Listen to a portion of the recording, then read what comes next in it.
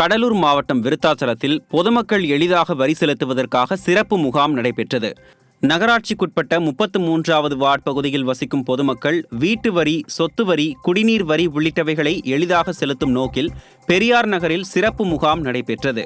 இதில் தெருவிளக்கு, குடிநீர் பிரச்சினைகள், வடிகால், வாய்க்கால் அமைப்பது போன்ற பொதுமக்களின் கோரிக்கைகளை நகராட்சி அதிகாரிகள் கேட்டறிந்தனர். ஈரோடு மாவட்டம் பர்கூர் மலையில் தொள்ளி கிராமத்தில் கைக்கு எட்டும் உயரத்தில் தாழ்வாக செல்லும் மின்கம்பியால் கிராம மக்கள் அச்சமடைந்துள்ளனர். விவசாய நிலம் வழியாக அந்த மின்கம்பி செல்வதால் தங்கள் நிலத்திற்கு செல்லவும் நடந்து செல்லவும் மக்கள் அச்சப்பட வேண்டிய நிலை ஏற்பட்டுள்ளது.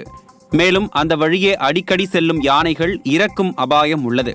இதுகுறித்து பலமுறை புகார் அளித்தும் அதிகாரிகள் நடவடிக்கை எடுக்கவில்லை என புகார் எழுந்துள்ளது.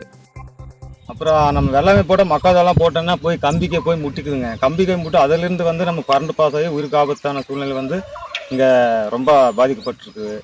அப்புறம் ரெண்டாவது பார்த்தீங்கன்னா யானை நடமாட்டு இருக்குதுங்க. இதே திடீர்னு ஏதாச்சும் யானை கம்பி கிடையாது மாட்டுச்சுன்னா இது பட்டல் லேண்டுங்க. நாளைக்கு நாங்கள் ஜெயிலுக்கு போகிற மாதிரி இருக்குது. நாங்கள் 2-3 டைம் சொல்லியாச்சுங்க.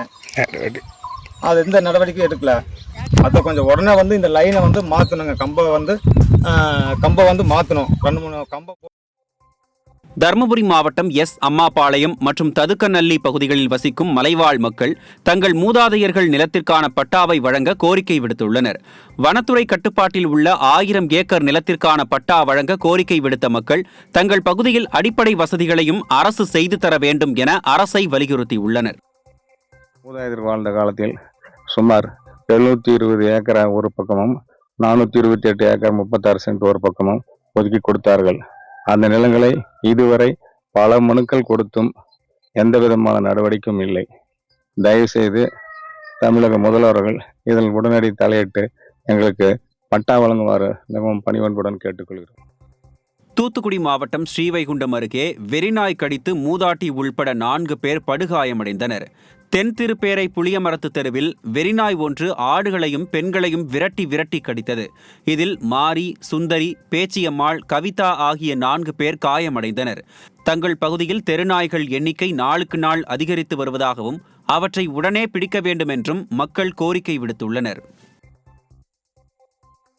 கோவை மாவட்டம் துடியலூர் அருகே காரில் நின்றிருந்த ஆடிட்டரிடம் பணம் பறித்த 4 திருநங்கைகள் கைது செய்யப்பட்டுள்ளனர். மேட்டுப்பாளையம் சாலையில் நின்ற ஆடிட்டரை ஆசை வார்த்தை கூறி ஆள் நடமாட்டம் இல்லாத பகுதிக்கு அழைத்துச் சென்ற திருநங்கை கும்பல் அவரை வீடியோ எடுப்பதாக மிரட்டி ஜிபே செயலி மூலம் 10,000க்கும் அதிகமான ரூபாயை பறித்துள்ளனர். பாதிக்கப்பட்டவர் அளித்த புகாரின் பேரில் சம்பவ இடத்திற்கு சென்று விசாரணை நடத்திய சிறப்பு எஸ்ஐ மற்றும் தலைமை காவலர் செல்வராஜ் மீதும் கும்பல் திடீர் தாக்குதல் நடத்தியுள்ளனர். இதில் தலைமை காவலரின் சட்டையை கிழித்து தாக்கியதில் காயமடைந்த அவர் மருத்துவமனையில் அனுமதிக்கப்பட்டுள்ளார். திருவாரூர் மாவட்டம் மன்னார்குடியில் கிடப்பில் போடப்பட்ட ரயில்வே திட்டத்தை மத்திய மாநில அரசுகள் உடனடியாக செயல்படுத்த கோரி 1500க்கும் மேற்பட்டோர் கவன ஈர்ப்பு பேரணி நடத்தினர்.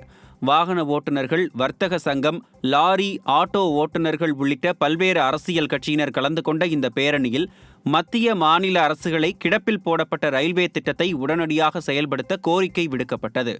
மேலும் வருவாய் கோட்டாட்சியரிடம் இதுகுறித்த கோரிக்கை மனுவும் அளிக்கப்பட்டது. திருவள்ளூர் மாவட்டம் ஆத்துப்பாக்கம் கிராமத்தில் கோயில் வாசலில் பெண் ஒருவரின் சடலம் கண்டெடுக்கப்பட்ட சம்பவம் அதிர்ச்சியை ஏற்படுத்தியுள்ளது. உயிரிழந்தவர் சுமார் 30 வயது மதிக்கத்தக்க வடமாநில இளம்பெண் என்பதை கண்டறிந்த போலீசார் கடந்த 2 நாட்களாக அப்பகுதியில் மனநிலை சரியில்லாத நிலையில் அவர் சுற்றித் திரிந்ததையும் உறுதி செய்தனர்.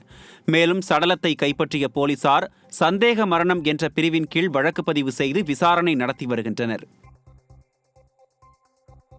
திண்டுக்கல் மாவட்டம் கொடைக்கானல் நட்சத்திர ஏரி அருகே மரம் முறிந்து விழுந்ததில் சிறுமி உட்பட 2 காயமடைந்தனர். நட்சத்திர ஏரி படகு குழாம் அருகே தனியார் தோட்டத்து மரம் முறிந்து விழுந்ததில் மின்கம்பம் சாய்ந்து விபத்திற்குள்ளானது. இதில் சைக்கிள் ஓட்டி வந்த சிறுமி மற்றும் முதியவர் காயமடைந்த நிலையில் மருத்துவமனையில் அனுமதிக்கப்பட்டனர். மேலும் சுற்றுலா வாகனம் ஒன்று சேதமடைந்தது. இந்த நிலையில் நட்சத்திர ஏரியை சுற்றி விழும் நிலையில் உள்ள அனைத்து மரங்களையும் அகற்ற வேண்டும் என கோரிக்கை வலுத்துள்ளது. தூத்துக்குடி மாவட்டம் திருச்செந்தூர் சுப்பிரமணிய சுவாமி கோவிலுக்கு செல்லும் பிரதான சாலையான சன்னதி தெருவில் பெருக்கெடுத்து ஓடும் பாதாள சாக்கடை கழிவு நீரால் பக்தர்கள் கடும் அவதியடைந்து வருகின்றனர். சன்னதி தெருவில் நடுவில் அமைந்துள்ள பாதாள சாக்கடை குழாயில் அடைப்பு ஏற்பட்டு கழிவுநீர் ஆறு போல் பெருக்கெடுத்து சாலையில் ஓடுகிறது. இதனால் பக்தர்களுக்கு நோய் தொற்று ஏற்படும் அபாயம் உள்ள நிலையில் திருச்செந்தூர் நகராட்சி நிர்வாகம் உடனடி நடவடிக்கை எடுக்க கோரிக்கை எழுந்துள்ளது. திருவள்ளூர் அடுத்த அரண்வாயல் பகுதியில் பீர் தயாரிக்கும் தொழிற்சாலையில் அமோனியா வாயு கசிவு காரணமாக 2 பேர் பாதிக்கப்பட்டனர். பீர் பாட்டிலை நிரப்புவதற்கு கார்பன் டை ஆக்சைடு மற்றும் நைட்ரஜன் ஆகிய வாயுக்கள் பயன்படுத்துகின்ற நிலையில் இதில் அமோனியா வாயு கசிவு ஏற்பட்டதாக கூறப்படுகிறது.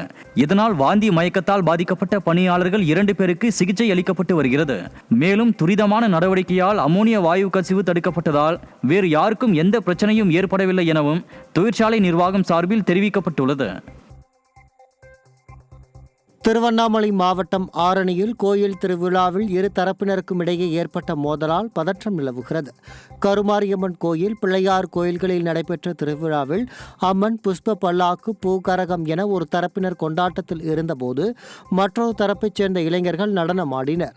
இதனால் இரு பிரிவினருக்கும் இடையே மோதல் ஏற்படவே வழக்கு பதிவு செய்த காவல்துறை தீவிர விசாரணையில் ஈடுபட்டுள்ளது.